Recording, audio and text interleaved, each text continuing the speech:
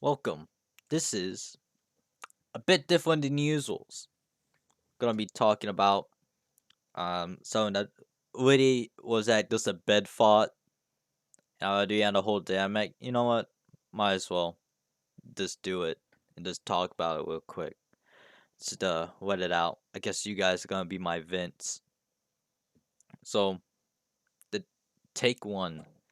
The chains of video game online communication of really like just watching development as like basically like in a span of just 2 decades, from the internet existing and such. It changed a lot. Changed a lot. And I guess I'll give some backstory that I am 18 and born 2003. So I really got really into like the internet and stuff only until like maybe like 2010 with like Call of Duty. Call of Duty and like PlayStation 3 is like how I really experienced like the internet and communication. But I never got into like apps and whatnot until like 14 and such with Discord, which I'm gonna go over and such. But mainly what made it is like I realized the sift from like exterior apps, yeah, like social medias like Twitter, Line, Discord, etc. Yeah, like messaging apps. From video games themselves for online play or interactions and such.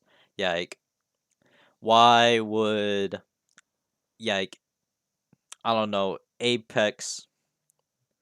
Well, Apex does intimate with group chat and such, but this online games in general, yeah, like Warzone, usually like the most top one, Fortnite, etc. Yeah, they don't really like force like for chatting, and usually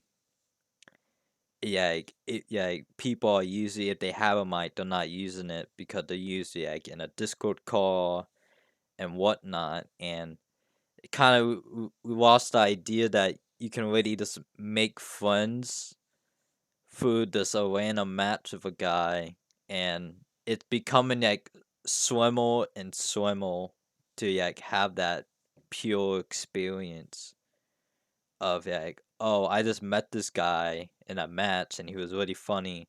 I'm just gonna, add him and be friends and whatnot. And now it's like, oh well, I'm gonna join a Discord server to make friends, and when hopefully I can, and like a pure gamble on seeing what you get, because not I'm not gonna go into the good and bads of Discord souls. Some are like creeps and like are completely close minded to people joining. Some are like more very open and encouraging. It's whether you have to find your own group. But a pure example from the Sith, for my experience, I started playing. I was a major Call of Duty fan, like most, um, uh, during the time when I really got into it, like 2009, maybe 2012. My first Call of Duty game was Call of Duty 2 actually, but I didn't play the online because we just didn't have it. But only until I got Call of Duty 3 for PS3, and I didn't play the online for that ever.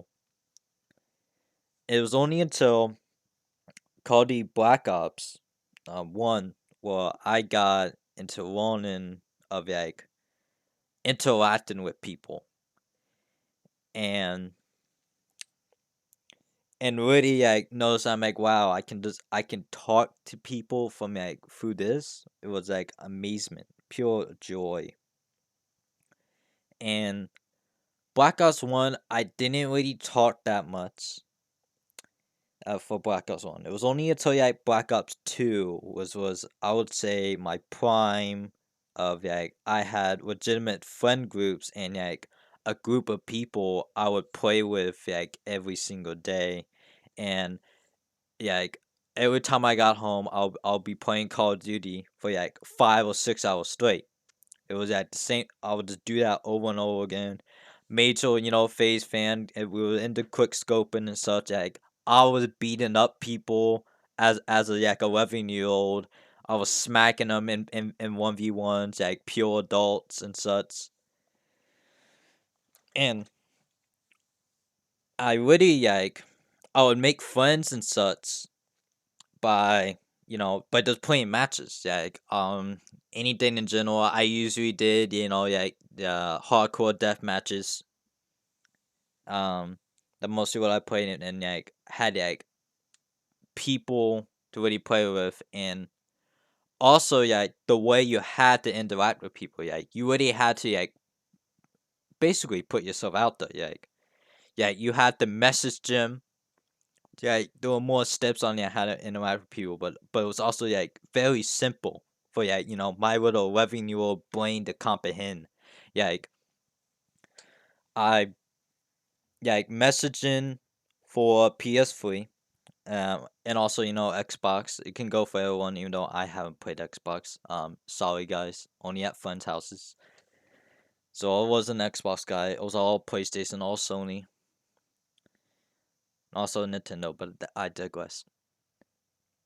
So you have to do messaging with friends and like yeah, like, oh, can I get invited? Ask them like, oh, can I join?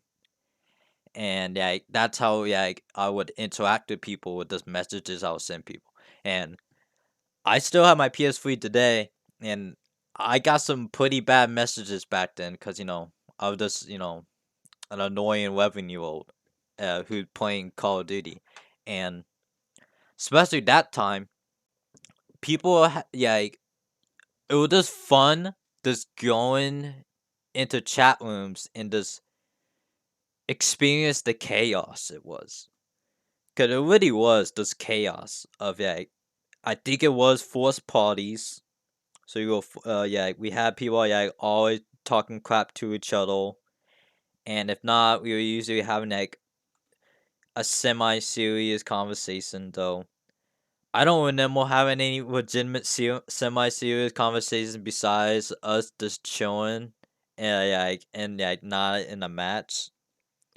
We would just be sitting there talking to each other, which I did with like some of my clan members that I joined. Well, we would just sit and just talk to each other for like an hour or two, and most of the time we had those conversations in zombie games, cause I love I just love like it was just very casual, and that's why like I hated zombies in Black Ops 1, cause I was so scared of them. I was absolutely hated by them, but I loved it more, and it's my favorite one to this day because of those serious and casual conversations I had. Like the game itself was intense, but it wasn't as complex or convoluted. Well, we really had to just be on our A game the whole time. So it was just us just chatting and messing around, like almost all the time, which I really love. And Black Ops 2 was the last one I played on PS3, and we moved to the next generation of Gen 8, and Call of Duty Ghost appealed, and everybody hated it. And I realized not many people used the mics this time around. I still had some moments, but not as nearly as common or intense as it was on Black Ops 2.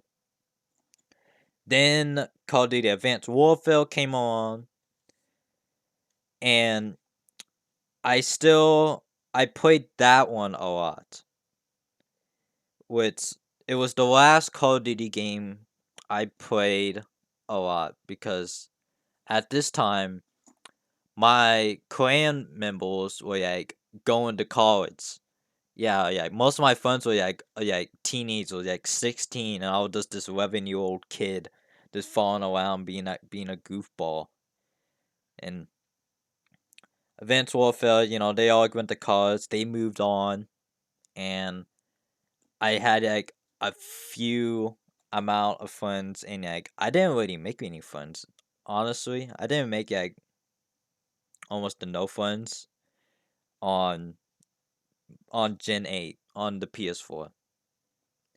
Me, I think one thing is for certain, like I've changed, and the game's changed as well.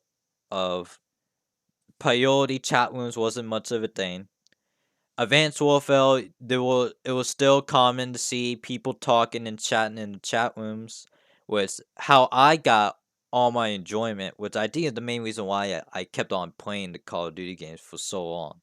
Of I just You never knew what you were gonna experience. It's like going to a pawn shop or a flip store, which is why I love going to them so much because of this of the pure mystery of you don't know what you're gonna find, you don't know what's gonna happen every time you play it. You can have like it can be absolute funniest and boring. And I still found fun in the game itself for Advanced Warfare. And then Call of Duty Black Ops 3 came along, and I kind of just lost it. I didn't have love in the series anymore because when I joined matches, there'll be like nobody talking in the games. I would just might yeah, like almost in almost all the games, nobody would talking to him or nobody like, just to you know talk to. So yeah, I kind of just gave up on Black Ops 3. Also, I didn't like it. I didn't like the story. The story was bonkers with the disappointment. Okay, in my eyes, it was a disappointment. Yeah, it was just everybody being silent, and I usually didn't see nobody with more than two mics, and it was extremely rare seeing one of them talk, because all of it was just like priority group chats will become the thing. People are also just getting older. Um, it wasn't as toxic, which could be a pro. People are like more resolved than ever, and like have to be more respectful than ever on internet on the internet for gaming communities especially. People are less toxic. Well, of course, the substance like League of Legends, but I'm not gonna get in that rabbit hole. But it does less toxic people. Yeah, you would there were no consequences if you said what you wanted to back in like the Gen 7 era of like Halo games, your good old Gears of War, Call of Duty, of course. Your CS:GO,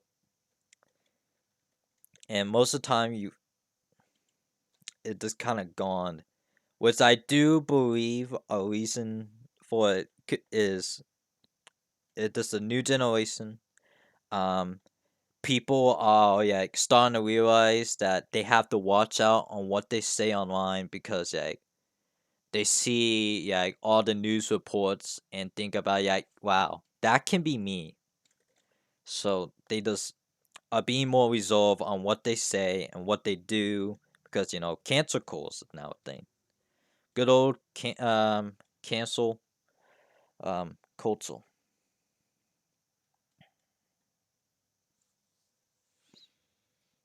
And I guess we'll go back to the apps. As what I, what I'm really trying to say is, as technology and the dependence of focusing on making bonds and friendship through apps like Discord and such, the game themselves, the times of making friends of this medium random person in an app and becomes swimmer and swimmer.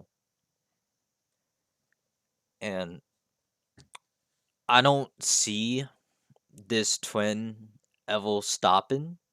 And I feel like will be the culture is becoming too big and like too dangerous. Well, people are being more resolved about how they feel and really showing them real selves on the internet. well, people had to put on a persona, and people are just absolutely like sad and filled with dread of themselves because they can't even act like themselves on the internet, and like people join communities, make friends, and love the internet so much because they love that they were able to express themselves, and it was a form of escapism. That's why people love the old games so much, because they could forget about what was happened to them in real life.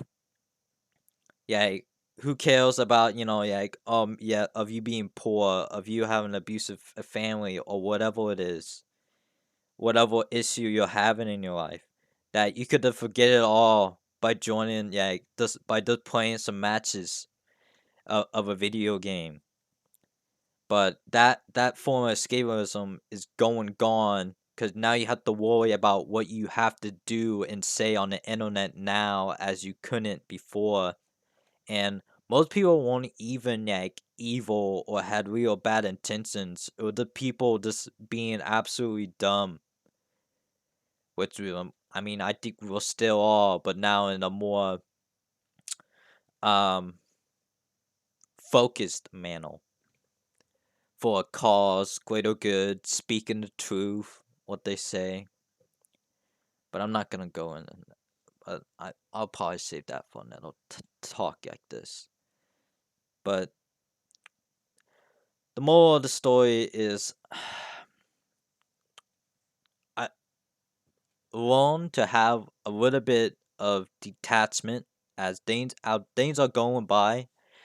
You really have to rely more on yourself now. You really have to learn how to learn a bit of detachment, because of course, I'm not saying, yo, don't join Discord, they're bad, blah blah blah blah. Oh man, the good old days were the best. That's not my plan at all. That's me chatting. And this really just make this more coherent. Cause I feel like not many people been talking about this. Only a selected few. But there's a negative in every community. Communities themselves um won't have your best intention in mind more often than not. Of course, the friends you made will help you do growing, will help you grow, hopefully in a positive. And absolutely don't be afraid to speak your mind, because no one else will. There'll be people and communities who will respect the real you, and you can have that escapism. It does a matter of time if you find it. Just have your chin up. Always, just be the real you. They may not accept that, which is fine. At least they'll hopefully able to tell you the truth, and you move on. Maybe, but thank you for listening. Have a good day, everyone.